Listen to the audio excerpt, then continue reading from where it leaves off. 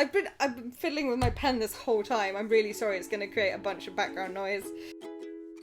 Flight 815 crash landed, but where there's weird jungle noises and a polar bear.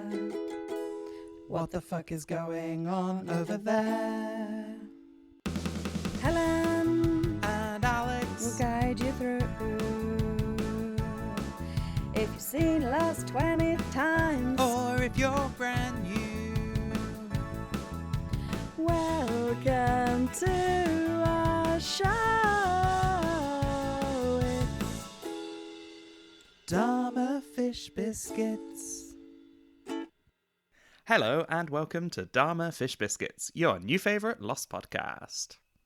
We're your hosts, Helen and Alex. We're going episode by episode, spoiler-free, bringing you all the hot takes no one ever asked for.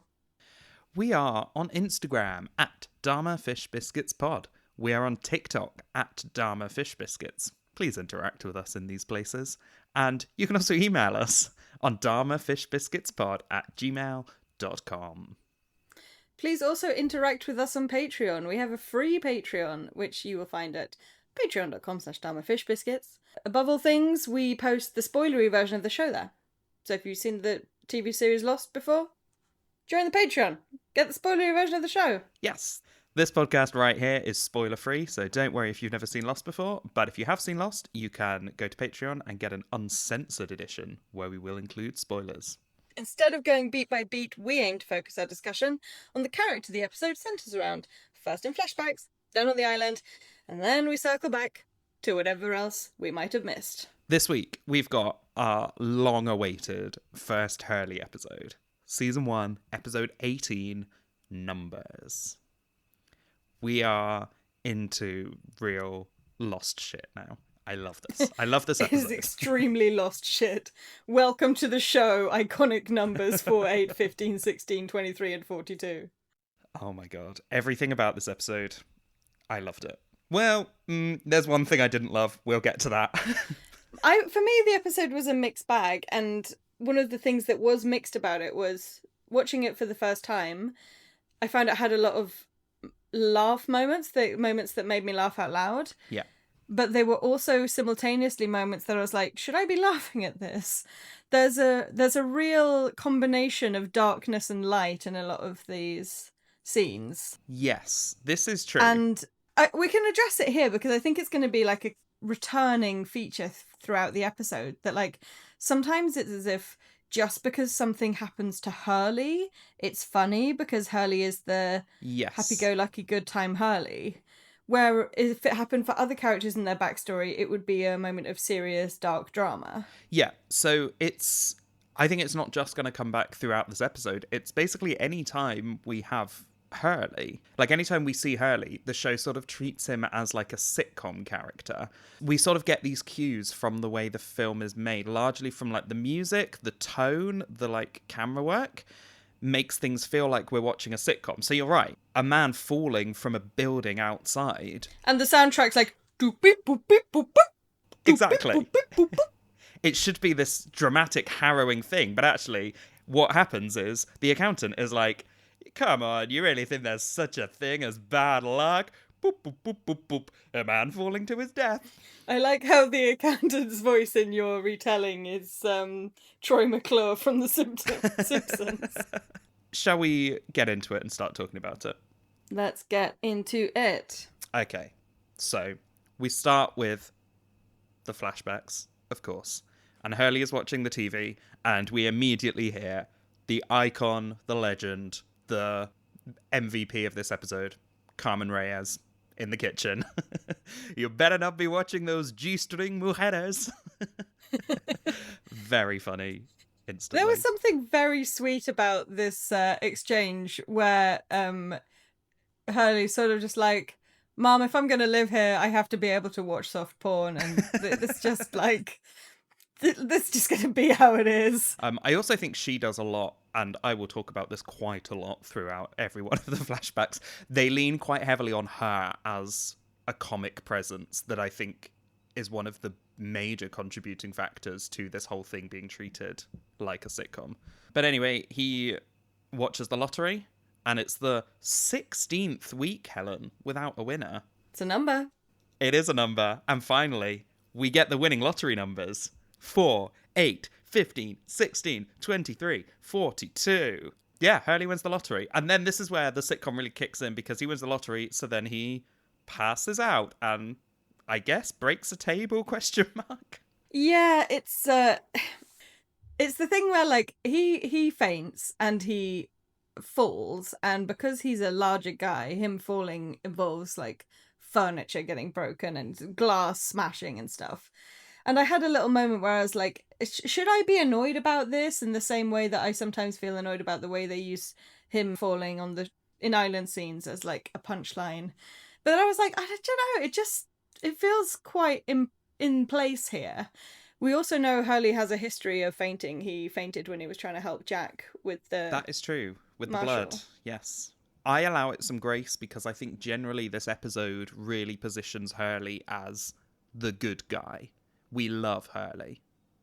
And we can talk about that more as we, like, specifically with him and Rousseau later on the island. Hurley has something about him that the other men on the island loves don't. Hurley. Everybody loves Hugo. So anyways, then we see him next being interviewed by the media, and he introduces all his family. There was one person here. There was one reporter. I was like, I really recognise that lady. Who is that lady? Is it Trisha Tanaka? It's Trisha Tanaka. And I was like, that's wow. Awesome. That's awesome. That they is incredible. To have that consistency. Yeah, because it would have been so easy for them to just do Hurley's later flashback story and hire a new actress and be like, yeah, this is just a random reporter. But the fact they actually kept the consistency. Love it. Love that. I wanted to point out the fact that among other members of his family, Hurley introduces his brother. And I was like, where does Hurley fall in the sibling order? Because, you know, it's something that often says a lot about your personality. It's like where you fall in the I think birth he's order. giving younger brother energy. I was thinking he has to be either a younger sibling or possibly a middle sibling, but there's something about the way that he stays living at his mum's house and is kind of like, Yeah, you know, his life is kind of stalled, and he doesn't seem to have any greater sort of plans or ambition. I was like, yeah, that's us younger siblings. We tend to be that way. Yeah, I think there's also the idea when Carmen is like complaining about him in the first episode and how he needs to get a job, lose some weight, get a woman. And then we see that his brother is married and has a kid. There's this air of comparison. Classic overperforming or performing up to parents' expectations, elder sibling. Yeah.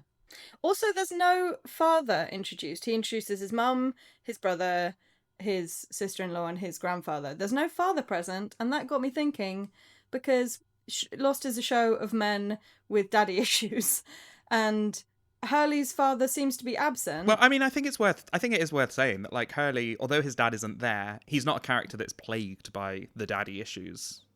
At least not presently and at the forefront of his character, the way that a lot of other, like Sawyer, Jack, Son, Jin, a lot of people have daddy issues, and Hurley is just like, yeah, he's just not here, whatever. Anyway, then his grandpa Tito collapses. Then we flash, and this is when we get the key Carmen scenes, I would say, when he is driving Carmen. Yeah, there's a lot of Carmen concentrated into a very short scene here. Like, in terms of her performance. A lot is happening. Also, so this is where we get, like, quite a lot of exposition from Hurley about all the bad luck that's happening. It was crazy how that priest got struck by lightning at Tito's funeral. That did make me laugh. Very funny. The brother, his wife left him for another waitress. Cue Carmen, don't mention that whore to me. Also, just like, I don't know if I should be pleased for the LGBT representation, even though it only appears as the punchline of a joke. Don't know what to make of this. Yeah, can we call this representation? Hard to know. Yeah, at this point, he thinks the money is cursed. Yes. And he says, ever since it happened, it's like I'm a jinx. Bad things happen to everyone around me. And Carmen says, oh, don't talk about jinx. We're Catholic. And I was like, oh, okay. I mean, it makes sense that Hurley's family would be Catholic, but this is like not something that's come into the show previously, even though Charlie's faith has been addressed quite head on, and we've seen him connecting with Rose over their shared faith. And so then I was just like, I wonder if Hurley is more so a Catholic in terms of like it's the tradition that he was brought up in more than having an active faith. Yeah, I definitely don't think that Hurley is actively religious. And I think we can see that from here, that he's like, oh, I'm thinking about curses and jinxes. And his mum's like, that's not a Catholic thing. And he's like, whatever. I'm still thinking it. Yeah. Anyway, then they arrive where they are going, and Hurley's like, put this blindfold on, guides his mum out of the car, and she's fumbling around with this bandana over her eyes. And then she breaks her ankle. The sound of her ankle breaking, absolutely harrowing. Ouchie. The house is then on fire. So Hurley calls 911, and once again, I gotta call 911. And Carmen, tell them I broke my ankle. I simply love her so much. Queen. Legend. Also, then when the police do arrive and they arrest Hurley, Carmen subtly crossing herself as Hurley gets arrested. It's really just the bad day for her above all. Yeah, justice for Carmen. You know, first she broke her ankle, then her son gets arrested. The police arrive, guns pointed at Hurley as if ready to kill him. They kind of roughly push him up against the hood of the car, handcuff him behind his back. And of course, while this scene of police brutality is going on, the music goes bloop, bloop, bloop, bloop, bloop, bloop, bloop, bloop, bloop. Yeah, it's because we're in a sitcom, Helen. It's all a joke. It's fine. In the next flashback, Hurley is talking to his accountant, and the false arrest comes up. And he's like, yeah, I don't know how they could get you confused for a drug dealer. And Hurley's like, bad luck, as if to say, you know, it's just confirming my theory of bad luck. And I was like, racial profiling, Hurley. Have you heard of it? It's actually not funny, but we have to just, everything has to be a joke in this episode. Well, sort of related to that, I got the impression, so going back to the scene with him and his mum, between the car, like this massive car he's driving, and he's suddenly wearing a lot of chains, and I think he's got rings on, and he's blasting this hip-hop music, it sort of feels like we're seeing a stereotyped version of Hurley in a way that they haven't portrayed him so far on the island, which made me wonder whether, are they now, because they have got an episode to explore his character, they're like, let's turn him into a stereotype?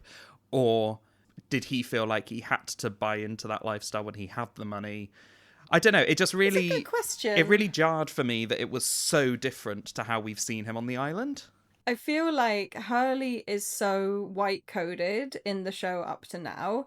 It does come as a bit of a surprise. Yes, we know that his name is Hugo Reyes, but I feel like when we have this scene with him and his mum, it's a little bit, for the first time view, it's a bit of like, huh?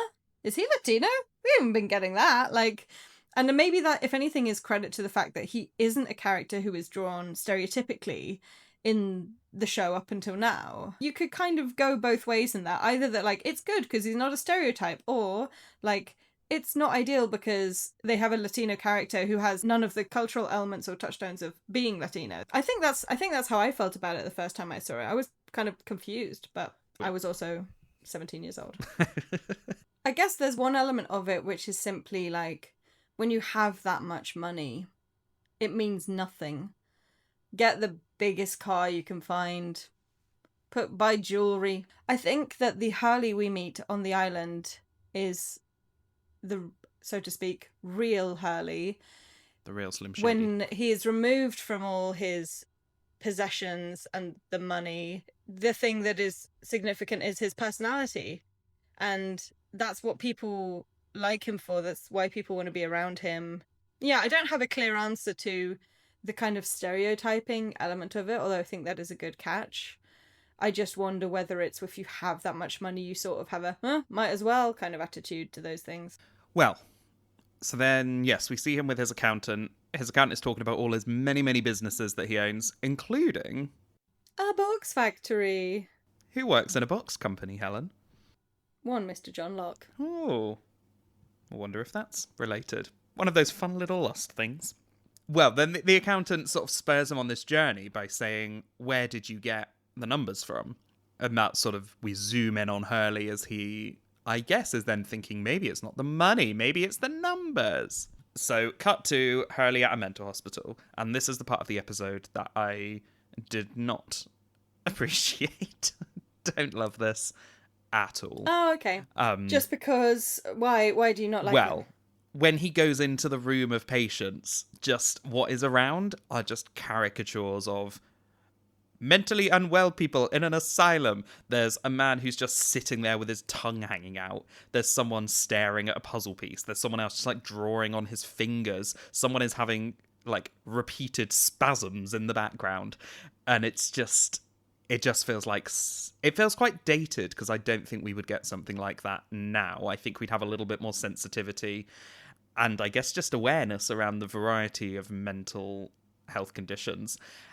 And it's also sort of like, there are a variety of reasons why people might end up in like institutionalized in a hospital, and they're not always because someone is like completely brain dead and they just have to stare at the wall with their tongue hanging out. People that present as quite high functioning can still find themselves in that environment. Yes. Yeah. But yeah, when he's at this hospital, he's asking to see someone called Lenny. Lenny, just one of the many shades of mental illness stereotyping that we find in this scene. I have a real appreciation for the way they do this reveal, that they, throughout Hurley's interaction with Lenny is going,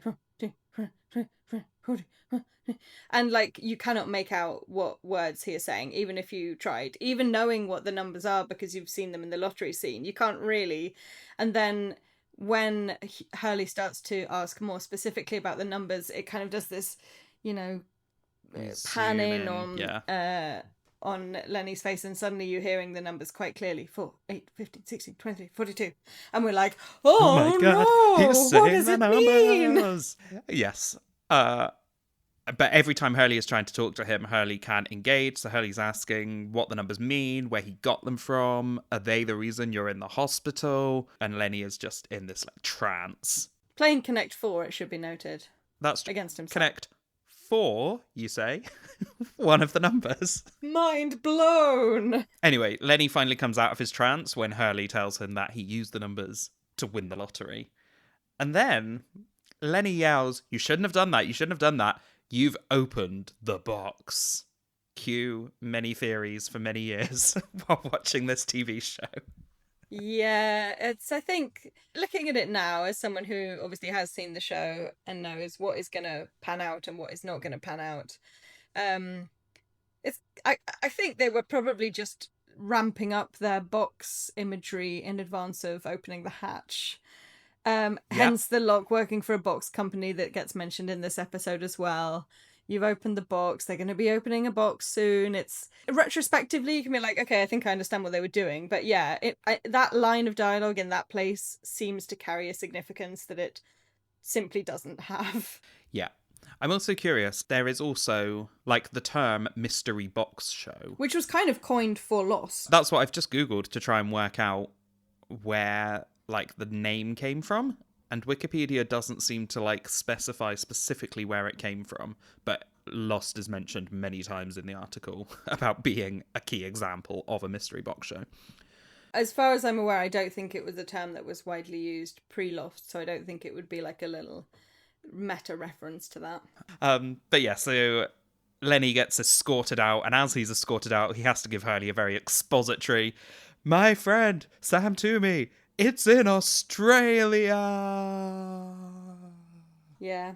So Hurley goes to Kalgoorlie in Australia, where he will meet the most abhorrent attempt at an Australian accent ever committed to screen. Honestly, I know we don't like to rail on the show too much, but this fucking accent, I think this is definitely the worst we have seen by some margin. Here's my problem with it. She didn't need to be Australian. No. The character of Sam Toomey was not Australian. He was American, we can infer. And he moved to Australia, to the middle of nowhere, to get away from the curse of the numbers. Nowhere does she say, also it's where I'm from. She could have, whatever nationality this woman is, she could have just been that nationality and the story would have made sense. And yet, instead we get this. Crime against accents. She is in Station 19. which took me a shameful amount of time to recognise her. It was Connor who was like, where do we know that lady from? She's in Station 19 and does a very convincing American accent in Station 19. I'm guessing maybe this is something that's going to come up in Connor's Corner, but if you take the numbers in sequence and turn them into like a number of beans, it would be 4.8 billion beans.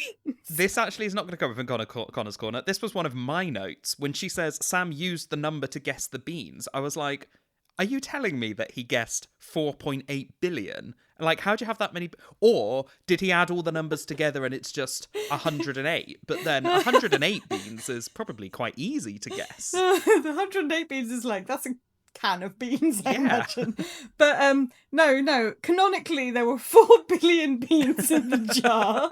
We just have to accept that.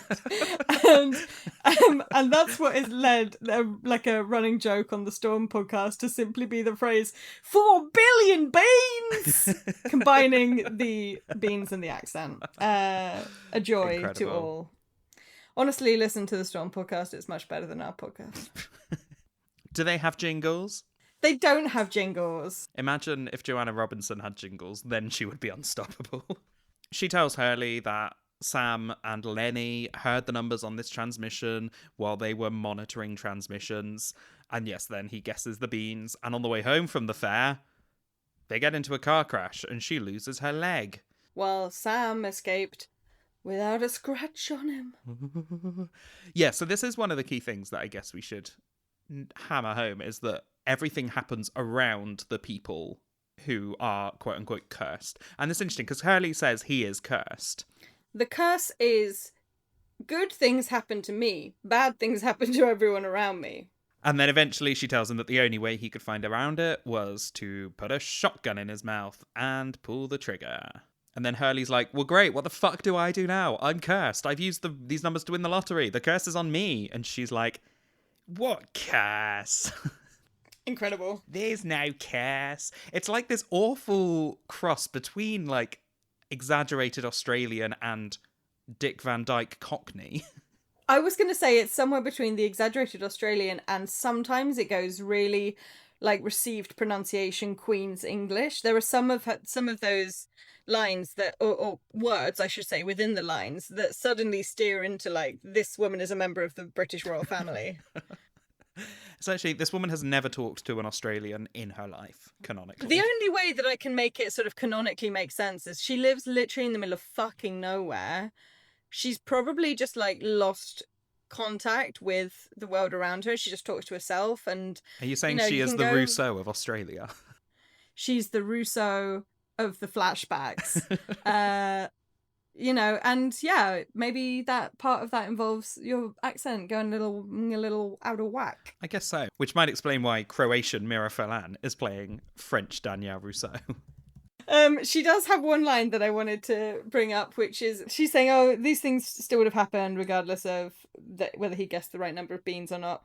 You make your own luck, Mr. Reyes. What do we think about the concept of you make your own luck in relation to the show and Hurley and everything that happens? I like the fact that it's played quite ambiguously. And it's sort of the same with Walt and how special Walt is. I like the fact that if you want to read it that these numbers are cursed, then you can. And there's a shit ton of weird things that happen.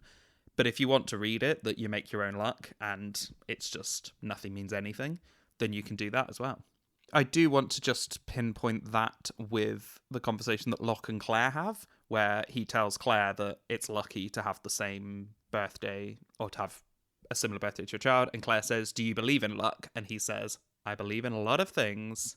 Oh, and he will go on to believe in so many more things. Our man of faith. Also, is this a comparable situation? Hurley wins a jackpot several million on the lottery versus this man winning 50 grand at a country fair. Does seem like Hurley's gotten a slightly better deal out of this curse. Sam Toomey, you could have used those numbers for a bigger payday, I feel. Now I'm thinking about these 4 billion beans. I'm like, I understand why Hurley would be like, oh, to win the lottery, I need 6 numbers. What made Sam Toomey think, oh, a number of beans? I wonder if I'll just string all these numbers together and get 4.8 billion, and that'll be my answer. I think we can leave the bean discourse here. Bean corner is over. Let's go to the island. Oh, let's jump back to the present. Back to the island. So Jack comes to see Michael, who is building the raft. Michael tells him that he's got watch guards now, 24/7. No one is fucking up this raft. But also, you do have to trust the watch guards that you've got. But I suppose I guess Michael is acting under the assumption that Locke was right, and it was someone from outside the camp who burnt the raft. Yeah, I think that has to be the assumption, because, like, Jack walks right up to the raft, and then Michael said, no one's getting near this thing with or without intent to burn. I'm like, Jack just came up to it. So they have this conversation where they come to the conclusion that it would be nice to get a battery so that they could try and do some kind of SOS transmission once they're on the raft out in the water as well. Good idea. Jack goes to talk to Saeed and is like, so about that Rousseau woman, you said she had batteries, can we go get some? And Saeed's like, definitely not, that way lies death. And Jack's like, no, but I need to go and risk my life for the good of the group because that's my whole deal. Literally at no point will he consider that he actually has an invaluable role as the only doctor on the island. Wow, you heard it here first, guys. Helen thinks Jack is invaluable on the island. I think Jack has an important role to play as the only doctor on the island, and therefore it's fucking stupid that he's constantly actively trying to put himself in harm's way. Well, while they're having this conversation, Hurley comes over to join them as well. And then we do have 3 people here. Ah, it's time. So we've got Jack, Hurley, and Saeed. Play that jingle. 3 characters in a scene. You know what that means. It's time for fuck, marry, or kill. Fuck, marry, or kill. Jack, Hurley, and Saeed. Oh no. I think I'm marrying Hurley. Why do I feel like it's going to lead to me? No, you're right. I don't have to kill Hurley because I can marry Hurley and I can fuck Saeed and I can kill Jack. And all is right with the world. I think I might fuck Jack over Saeed. I'm sorry, Saeed. What is behind this decision-making process? I don't know. I think he just hasn't been he's not too bad in this episode. And I just think between the two of them, I think Jack's got a slight edge over Saeed. Sorry to upset you. And I'm going to marry Hurley because that is always the correct answer, I feel. See, I went into this thinking marry Saeed because I love Saeed. And I was like, I guess I can fuck Jack. But then I was having to kill Hurley and we can't be doing that. Okay, so when Hurley looks at the papers, he sees the numbers. Cut to late at night, Hurley wakes Saeed up to be like, hey, what about these maps? You know, what was she talking about?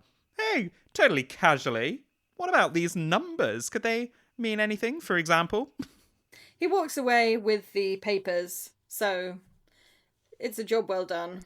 Saeed does bring up the suggestion that they could be coordinates, which was quite a famous theory at the time. People were like, oh, 6 digits, that could be coordinates.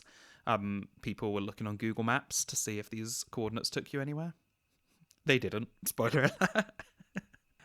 So then we see Hurley filling up his water bottles, and in comes Charlie. And this episode, I have to say, is absolutely great for the Hurley-Charlie friendship.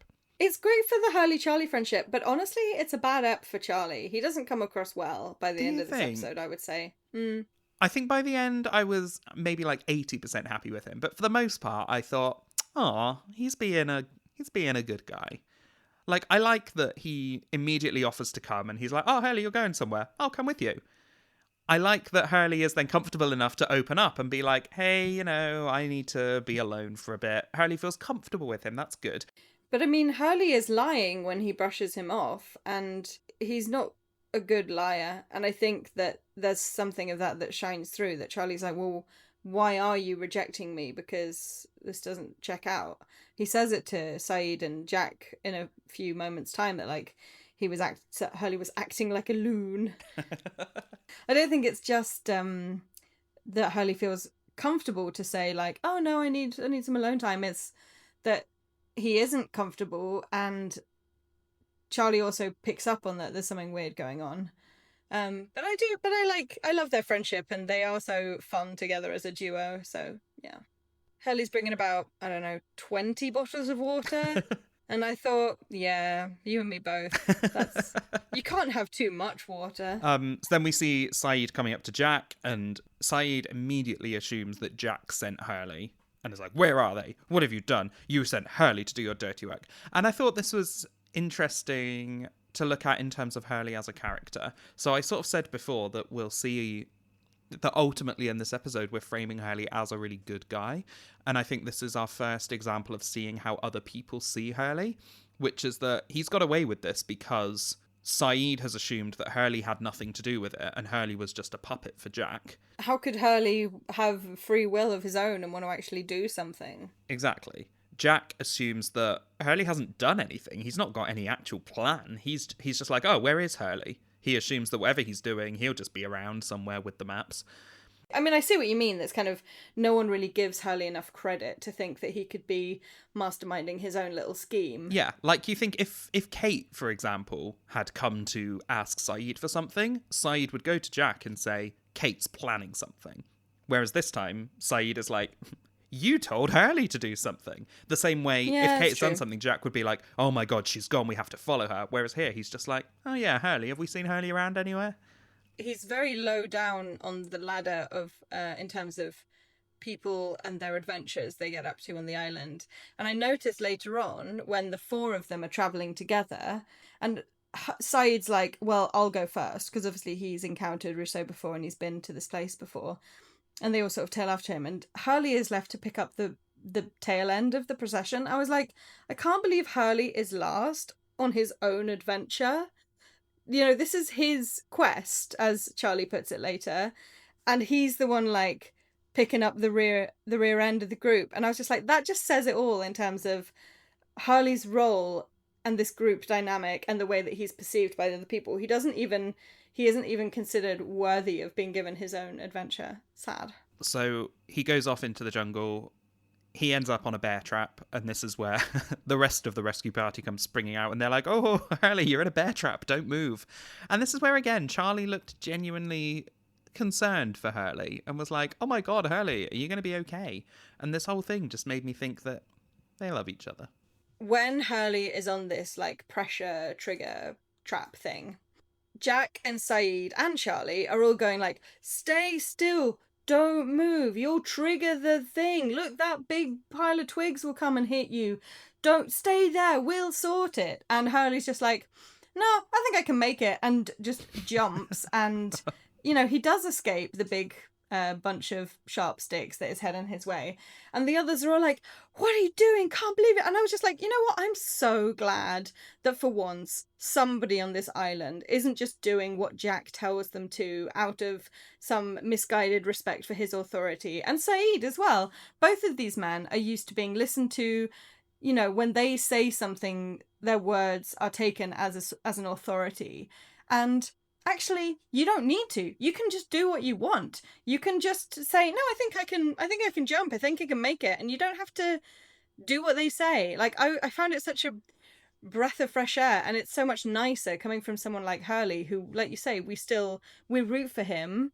We're on his side. He's not the Sawyer who's causing conflict by going against what the authorities in the group say. But it's just kind of to be like, I don't have to do that just because you told me to. Meanwhile, Charlie is going around the whole time going, you're an idiot, didn't you hear what Jack was telling you? It's like, yeah, he heard what Jack was telling him. He elected to do something else. So I was a bit unsure about Charlie's reaction to this, because on one hand, like you say, he's just like, oh, Hurley, you're a big idiot.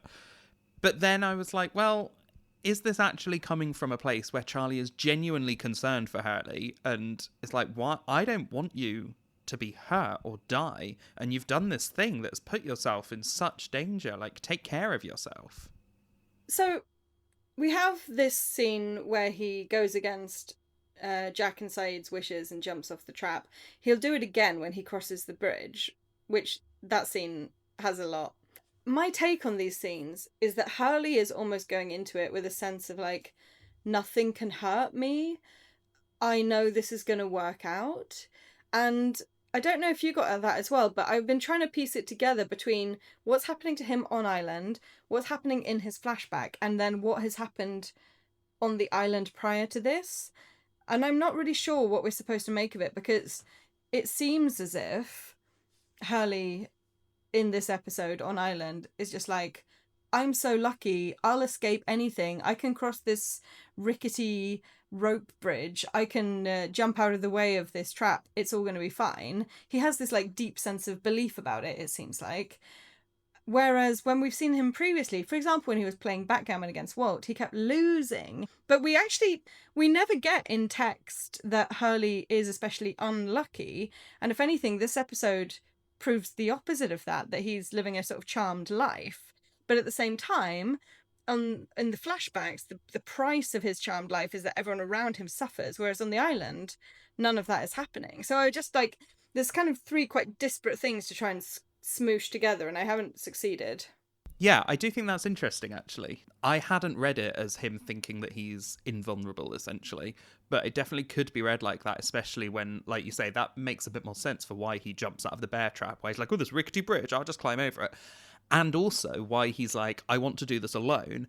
I don't want anyone else to come with me, because his experience of life has been that he is fine, but other people suffer ill fates around him. We see that as well later on when there's the explosion. He hears it and he looks so stricken, like he thinks that he's caused it through his jinx powers. Yeah, and I do think it's also interesting what you were saying about the idea of none of this being shown on the island. So perhaps, is none of this happening on the island anymore? Is he not a curse once you get to the island and it's actually fine? In the same way that the island has healed Locke's legs, has the island healed Hurley's curse? Yeah, it seems that way for sure. Or like, maybe it is just the island is so far away from everything they left behind. You know, Australia in the middle of the outback wasn't far enough away to escape the numbers, but perhaps the island is. Or is the curse just not real and you just make your own luck? Could be. There's no curse. We're halfway through the podcast. We talk a lot, we know. Why not take this time to write a review? It helps more people find the show. Or pop us a little email, or simply tell a friend. We're gonna need some listeners if we're to make it from the pilot to the end. Anyway, so this is where they keep following this wire. It leads to just going underground. And they find their way to this rope bridge. Yes. Which Jack, of course, is like, why didn't you tell me there was a bridge? First of all, we don't have to tell you everything. But also, I didn't know there was a bridge. Yeah, this is when we have the whole thing where Hurley decides to cross it, and everyone's like, well, what are you doing? Charlie follows him. Charlie gets over the bridge, but it collapses just as he gets to the other side. I'm sorry. The way the other people react to Hurley crossing this bridge was so funny. Like, Hurley obviously just decides he's going to do it and steps out, and there's not very much they can do to stop him. When he gets to the other side safely, Jack is full on having a panic attack. He is like hyperventilating. It's like his reaction as a Jack hater just brings me so much joy. It's really funny. And things are happening that he can't control, and it makes him feel physically ill. If Jack has no haters, I'm dead.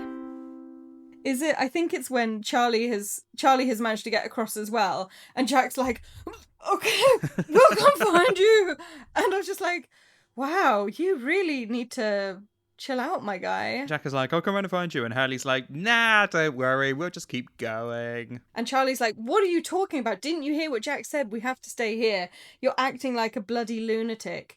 And this is maybe this is not the first time. I think it's the second time in the episode that Charlie has said to Hurley's face words to the effect of like, you're crazy. And the hard stare that Hurley gives him here, the like absolute stone cold gaze that he sets upon him, is like, Hurley has had enough of people telling him he's crazy. I don't think we actually talked about him being at the mental hospital and the doctor saying, good to see you here again. Yeah. We understand that he was an inpatient at the psych hospital. And it is a genuine, real reaction, I think. The way that he cannot hear those words again without reacting to it. And then cut to Jack and Saeed, and suddenly Saeed thinks they might be close. Yeah, Saeed's like, oh, I know where we are. This is my favourite leaf, to quote Sawyer. And then Jack, being an absolute idiot, trips over the wire, and suddenly an explosion. They simply don't even mention how or why Rousseau has triggered something that has exploded. No, we know why. Saeed tells us why. Because Saeed says, she knew I'd come back. She abandoned it. She booby-trapped it. She moved on. Smart lady. It also explains why, as we spoke about in a previous episode, in the future when we see her, she's always just stepping out Just of around. the jungle. No one knows where she comes from or where she goes to. Yeah, I completely forgot about this, because I think in the episode we met Rousseau, I was like, why do we never see this hideout again? Spoiler alert, it's because she blows it up. So Charlie and Hurley are talking, and Charlie's like, hold up, what the fuck is going on? And this is where we get one time you're happy-go-lucky, fun time Hurley, and the next you're Captain Kurtz. I don't know who Captain Kurtz is.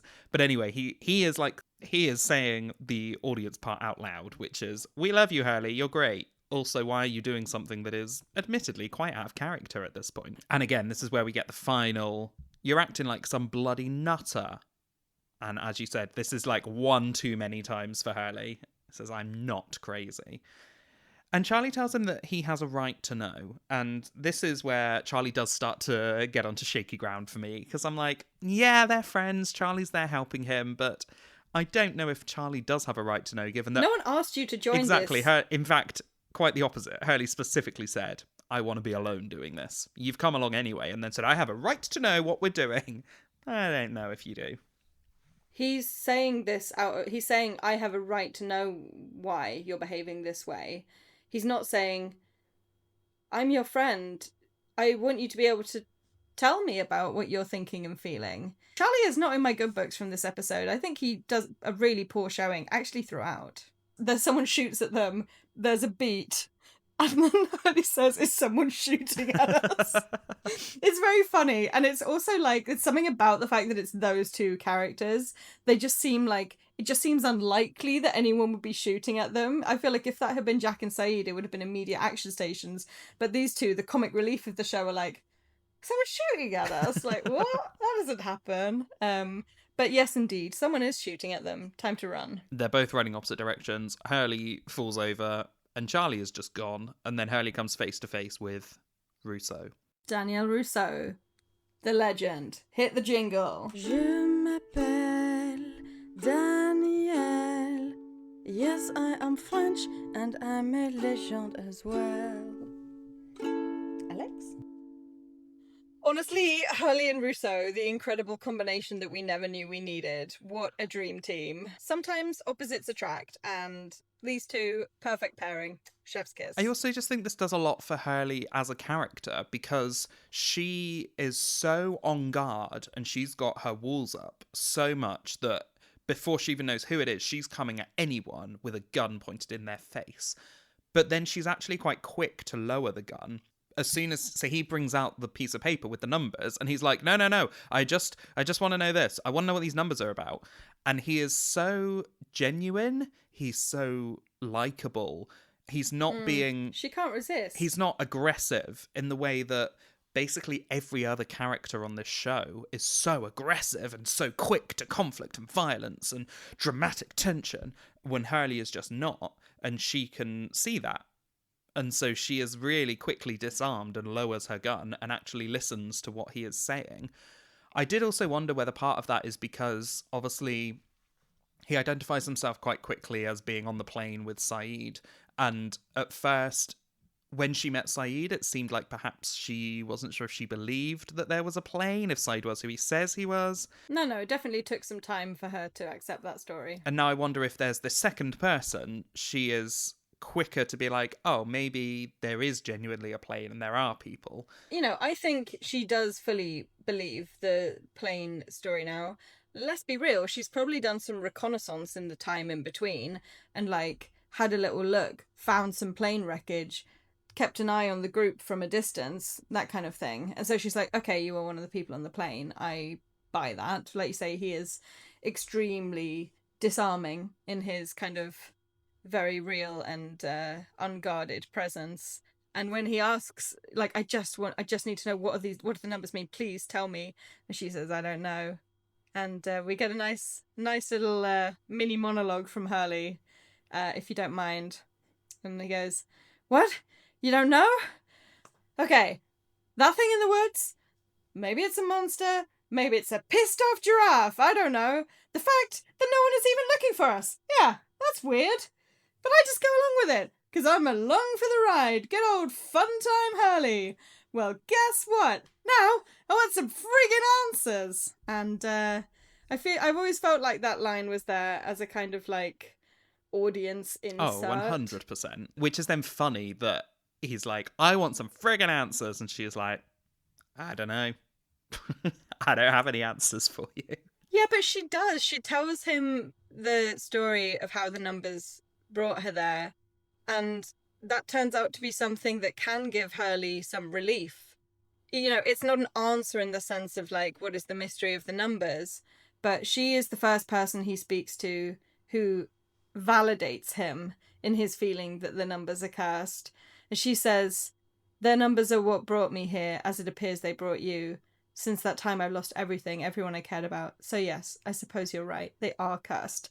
And it's like the weight that lifts off of him just to have someone say, yeah, I guess they are. Like, it's a beautiful scene. And it, like, this pairing together give me so much joy. It is interesting, though, that is that an answer? And I guess it brings up something, maybe it's interesting to think of this in the context of Lost, that Hurley wants answers to what these numbers mean. Why are they cursed? Where did they come from? What do they mean? But all he actually gets is someone being like, I don't know shit either, but actually, yeah, bad things have happened as a consequence of them, so I guess I believe you that they're cursed. And that is enough for him. All he actually wants was the vindication of, I'm right, I'm not crazy, they are actually cursed, someone believes me, someone is on my side. And if we see Hurley as a conduit where he says, I want some answers, by the end of Lost, how much are we getting concrete answers for things versus how much are we getting, not vindication, but a feeling of closure, relief, release. Yes, closure, relief, and actually how something makes us feel is more important than whether we know the truth behind it. I think you're onto something there. I also really love, like you talked about how the way that Hurley is makes it possible for Rousseau to put her guard down. But I also love how at this point he's in enough of a state of do not give a fuck that he can look down the barrel of Rousseau's gun and just like start ranting at her about the pissed off giraffe in the jungle and the mysteries of the island. And when she validates him in that way and says, yeah, I guess they are cursed, he kind of like breaks down a bit and like thanks her and deeply and hugs her. This is probably the first time she's been hugged in years. Right? Like, how long has it been since Rousseau simply got a hug? And like, that's why these two people needed each other in a sense, because only someone like Hurley could break through to someone like Rousseau in that way. Yeah, I mean, she famously tried to get Saeed to stay and had that weird sort of sensual moment of stroking him. Well, she wanted to shag him, yeah. But like, the vibe is different with Hurley. Yeah, the vibe is very... We had that conversation that she was just desperate for some sort of human contact and connection. Intimacy, yeah. In a way that I think was quite inappropriately found with Saeed. She didn't go up to him and say, can I have a hug? Like, he was just like, oh my god, thank you for this gift. Let me just hug you. He kind of just wraps her up in a hug that she wasn't, you know, it's like the tropey character who's like high strung, can't relax, but they, you know, get caught up in a bear hug by someone else and they start to sort of soften a little bit. And again, Hurley is just a really genuine character. Like, he's wearing himself on his sleeve. So when he's not, it's that level of intimacy with him, and the human contact is not like weird forced intimacy that she was trying to persuade Saeed to engage with. It's just him being like, hey, let's have a hug. And then I love, so the other three kind of find each other in the kind of aftermath of the explosion, and they start to plan how they're going to rescue Hurley, of course. And then Hurley sort of sidles up as like, oh, go where? What you talking about? And, you know, one thing I love about this scene is the way it really places Hurley as like the anti-Jack. Because 100%. if Jack had been in this situation that Hurley's just been in, he would be all sort of like action stations, drama, planning, Yeah. and Hurley just kind of like wanders into the group, is like, hey, what's up, guys? Said. She says, hey, here's your battery. Guess we should get back to the camp. Like, nothing is a big deal. Nothing is overblown. And it's like, Jack could never. Yeah. And he's got this look on his face that's almost sort of bemused and like maybe a little bit proud. But it's like you can see him thinking, wow, we thought this guy was completely useless and couldn't do anything, and I guess he came through in the end. And it once again brings us back to like the mind of Jack simply cannot comprehend Hurley, because the reason why we saw Hurley get through to Rousseau is by being human, not being angry and aggressive and not treating her as a threat or acting as a threat towards her. Yeah, not trying to negotiate, not trying to manipulate or plan, just being like, I'm here, I'm a dude, you're a dude, let's just be dudes. Anyways, they get back to the beach. Saeed gives the battery to Michael, which, side note, Jack's theory was that if Saeed could build an SOS device, they wouldn't even have power for it. And I'm like, okay, great. Saeed hands it off to Michael, and Michael's going to be like, shall I just give it back to you so you can build me a transmitter? It's like the battery wasn't really what we needed. We needed the battery to power a hypothetical also, SOS why does device. Saeed get the glory? Why does Saeed get the glory and get to hand it off to Michael when it was Hurley who acquired it? A great question. Just saying. Then we get this final scene with Hurley drying his shirt over a fire, which I'm assuming you've been next to a fire at some point in your life. Your clothes will absolutely stink of smoke. Horrible way to dry your clothes. I was also like, you have other shirts. You can just leave that out in the sun. I was going to say, it's quite a tropical climate. You can probably just air dry your clothes. Anyway, they have this conversation where Charlie wants to be like, hey, you were going to tell me something back in the jungle. And Hurley starts to open up, tells him the plane crash is his fault. And this again, Charlie is down in my estimations, because Hurley is opening up for a monologue. And instead he gets one line, and Charlie's like, hang on a second, you think this was your fault? It's not your fault. Bad things happen. People have baggage. I was snorting heroin. And I'm like, oh, you didn't actually want to give Hurley the space to open up here, did you? No, and it's so disappointing. But yeah, he sits down, demands some kind of friendship, intimacy, you know, like, tell me the thing that you were going to tell me. And then, yeah, like I say, he doesn't let him. He immediately interrupts and isn't interested in even trying to hear what Hurley's saying. You know, Hurley even says something like, well, hang on a minute, just listen. And Charlie's not having it. Like, he's only hearing himself and his own sort of narrative. And it's such a shame, because I do love their friendship and I do want them to have that closeness. But, like, even when, you know, Charlie says the stuff about, I'm a heroin addict, I was trying to get high on the plane, and now you know my darkest secret, now you have to tell me yours. Again, the entitlement of that kind of approach. And Hurley's like, okay, like, he takes it seriously, and you can tell, if you know Hurley, that he is being serious.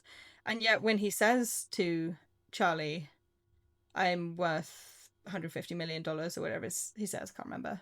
Charlie's like, oh, well, don't tell me that. And I'm being serious with you and you're just making a joke. It's like, so what do you want from him then? Like, you can't even hear him when he gives you what you're asking for. Oh, really sad. Just a bad all-round time with Charlie this episode. He's like just a silly little man-child. Really put me off him. Okay, and then, as a final moment of significance, we see the hatch door. We haven't been at the hatch at all this episode, but it was in the previously, so we knew it was going to do something. And now it's here, and we slowly push in on the side of the hatch. And what do we find there? The numbers. This is just pure lost shit. Like, the feeling of watching that for the first time and seeing the numbers on the side of the hatch, and you're like, I don't understand it, I can't make sense of it, I don't know what it means, I don't know what this will bring, but it's... yeah. Shall we move on to our B plot of Claire and Locke? And now we circle back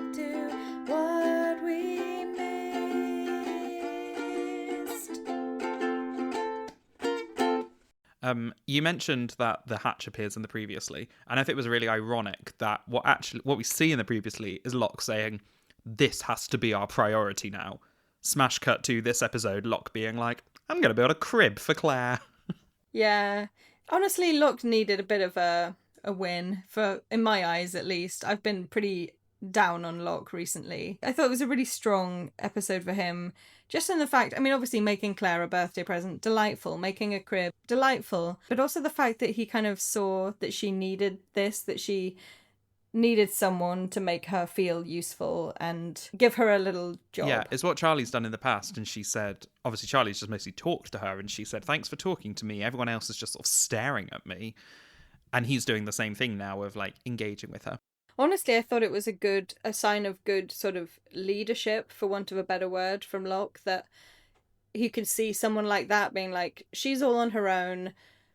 All she has in her life is this looming pregnancy, and, you know, let me just give her something else to occupy her for a day. Yeah, I do also think it's really interesting to think of it framed with what's going to come through the rest of the season for Locke. And this is a really good way to be like, remember that he's this helpful guy that's quite crafty and likes to do things, and he's been nice to Claire, and he's made his own glue, and he's made this crib out of nothing, and he's got his uses. It's just good to remind ourselves of that before we progress. Also, I wanted to flag when they're having a conversation at the end, obviously last week or a couple of weeks ago, when Locke was talking to Kate and Sawyer, and he talks about the fact that he's adopted.